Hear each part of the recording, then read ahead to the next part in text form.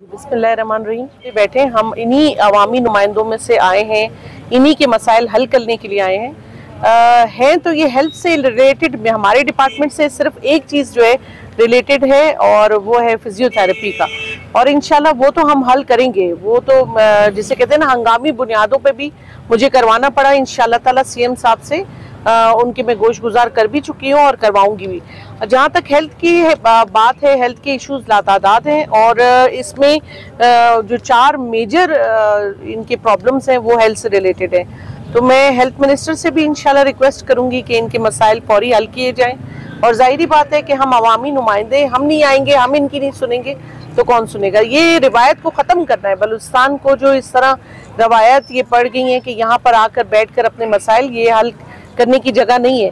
मेरा ख्याल है कि आप लोग जो है कंसर्न डिपार्टमेंट से, सेक्रेटरी से मिलें।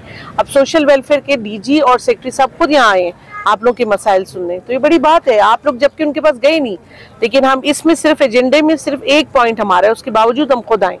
तो ये एक पॉजिटिव चीज़ है, पॉजिटिव कदम है। मैं कहती हूँ सारे डिपार्टमेंट्स में ऐसे ही होना चाहिए।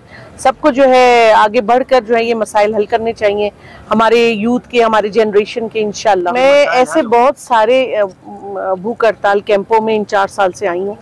मेरा ख्याल है कि अगर 50% उनमें जेन्युइन है, उनकी जो डिमांड्स हैं, तो 50% उसमें इस तरह की हैं जो गवर्नमेंट पूरी नहीं कर सकता। ठीक है ना, नाजायज़ ब्लैकमेलिंग भी नहीं होनी चाहिए, वहाँ पे भी थोड़ा सा कंट्रोल होना ज़रूरी है।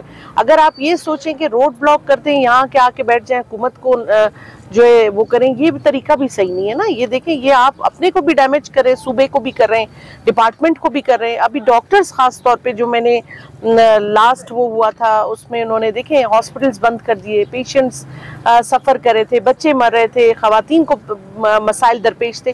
क्या ये सही तरीका है? ये चीज़ें भी तो मसाइल का हल नहीं है। तो मसाइल का एक हल वो निकालना चाहिए जो वाकई के जेन्युइन आपके बनते हैं। इनके मैं ये देख रही हूँ, ये बिल्कुल जेन्युइन है, इनका हक बनता है।